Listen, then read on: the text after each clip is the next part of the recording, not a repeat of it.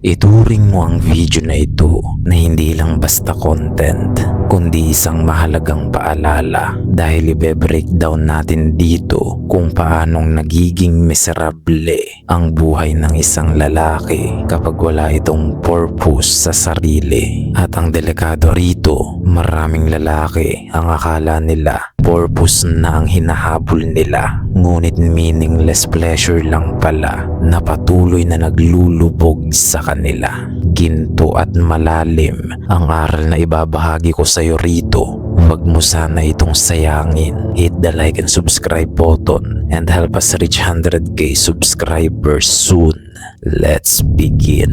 Sa mga tunay na sumusuporta at sumusubaybay mula umpisa, huwag mong hahayaang hindi ka magkaroon ng isa sa mga ito. Dahil kung isa kang tunay na lakan ng ating kawan, ito ang magsisilbing simbolo kung paano tayo pare-parehong binago at iminulat ng ating mga ipinaglalaban dito. Hindi ito basta damit lang, kundi isang sagisag at palatandaan na habang suot-suot mo, magpapaalala sa iyo na hindi na sayang ang sakripisyo at oras mo sa pagsuporta sa channel na ito. Suot mo ang katunayan na may lalim at kahulugan lahat ng ipinaglalaban natin dito. Suotin mo ito ng may dangal, katuwiran at dignidad na hindi mabebenta. Exclusive lang ito sa ating Facebook page. Kaya kung may tanong ka at nais mong magkaroon nito, i-message mo lang ako sa ating page. Nasa baba lang ang link.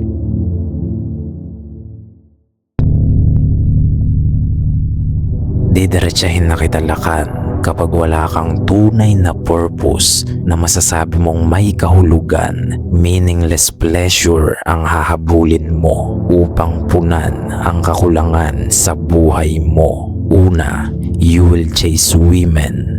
Sa paghahabol ng babae, makakakuha ka dyan ng sense of validations na magbibigay sa'yo ng false satisfaction. Nasusundan mo ba yan? Iisipin mo ngayon na high value ka na may self-worth ka na may meaning na ang buhay mo dahil sa mga babae mong nagbibigay ng pleasure sa'yo. Kaya mapapansin mo, karamihan ng lalaki ngayon, ang goal ay makarami ng babae. Tama hindi ba? Dahil ang totoo, wala silang purpose sa buhay. Pare-parehong naliligaw ng landas. Kaya imbis na itama ang landas nila, ibabaling na lang nila ang sarili nila sa pagpaparami ng babae. Dahil doon sila nakakakuha ng false sense of satisfaction. Nasusundan mo ba yan? Pangalawa, they will chase money. Kapag wala kang makahulugang purpose sa buhay, you will chase money endlessly. Dahil kapag may pera ka, dyan mo lang nararamdaman na may value ka, may worth ka, at may halaga ka. Tama hindi ba? Yung pera mo mismo ang nagbibigay ng false sense of self-worth sa'yo. Kumbaga, kung wala kang pera, wala ka ring halaga bilang tao. Ganyan ang sitwasyon mo. Wala kang makahulugang purpose dito sa mundo. Kaya magpaparami ka na lang ng pera upang maramdaman mong may value ka. Ngunit mali yan. Dahil kung nakatali ang halaga mo sa dami ng pera mo, kawawa ka kapag naubos yan. At pangatlo, you will chase material things and status. Mga mamahaling alahas, damit, relo, kotse, sapatos, at kung ano-ano pang luxuries. Yan ang hahabulin mo kapag wala kang tunay na purpose sa buhay. Dahil ang masakit na katotohanan, nakakaramdam ka lang ng sense of self-worth kapag mayroon ka ng mga bagay na yan. Kaya pansinin mo, yung mga lalaking may mga ganyang luxuries, sila rin yung sobrang yayabang at puro flex sa social media. Kasi nga, kailangan nilang makitang naiinggit ka sa kanila upang ma-validate nila ang sarili nila at maramdaman nilang may halaga sila. Yan ang real talk dyan.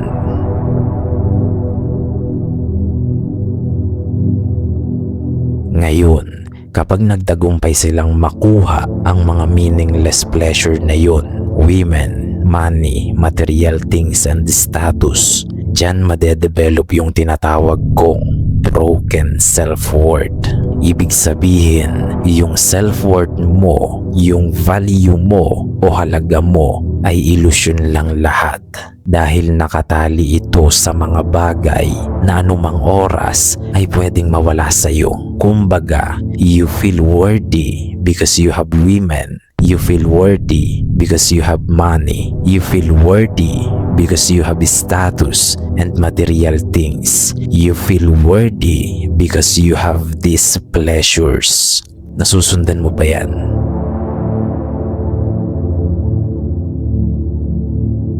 Kung nararamdaman mo lang ang value mo dahil sa pera mo, sa mga babae mo, sa status mo, at sa pleasures mo, yan din ang magiging dahilan upang mag-perform ka ng mag-perform.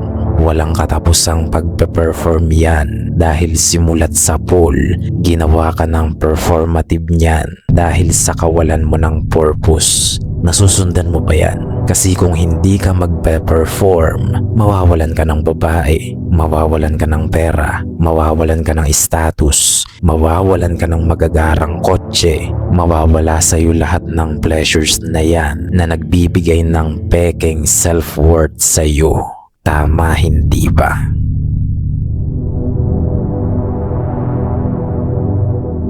Ngayon, kapag tumigil kang mag-perform, mawawala sa iyo ang mga bagay na nagbibigay false sense of self-worth sa iyo. Kapag nawala yung mga babae mo, bababa rin ang confidence mo sa sarili. Pakiramdam mo ngayon, wala nang nagmamahal sa iyo.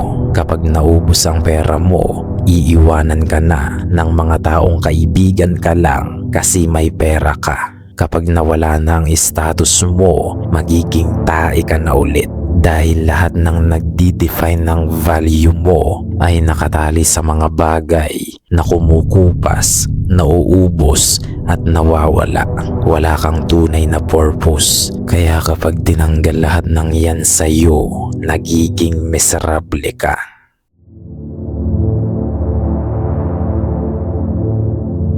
Ngayon, upang hindi ka mawala sa spotlight at mapag-iwanan, you will chase meaningless pleasure harder. Mas maghahabol ka ngayon sa mga babae para maramdaman mo ulit na worthy ka. Mao-obsess ka rin sa paghahabol ng pera dahil nandyan nakatali ang value mo. At magkakandara pa ka sa paghahabol ng status dahil kung wala yan, wala ka ring kwentang tao. Isa kang tae at maiista ka na sa cycle na yan. Maghahabol ka ng pleasure, makakaramdam ka ng self-worth, magpe-perform ka, you will chase harder and then repeat.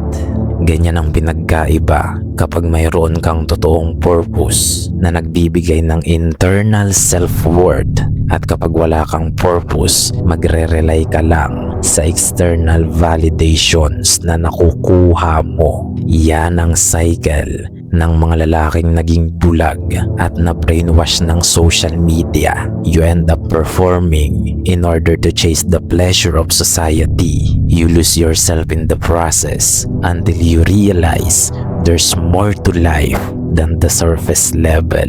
Alam kong masyadong malalim ang topic na ito para sa karamihan ng lalaki. Kaya kung nakaabot ka sa part na ito ng video, i-share mo na ito sa iba. Drop your comment kung anong nakuha mong mahalaga sa video na ito. And subscribe to help us reach 100k subscribers soon. This is our brotherhood and we have a mission, we have a movement. We don't chase validations, we chase improvements. Gayunpaman, marami nga ang makakapakinig dyan, ngunit ilan lang ang makakaunawa. Hanggang sa muli, lakan.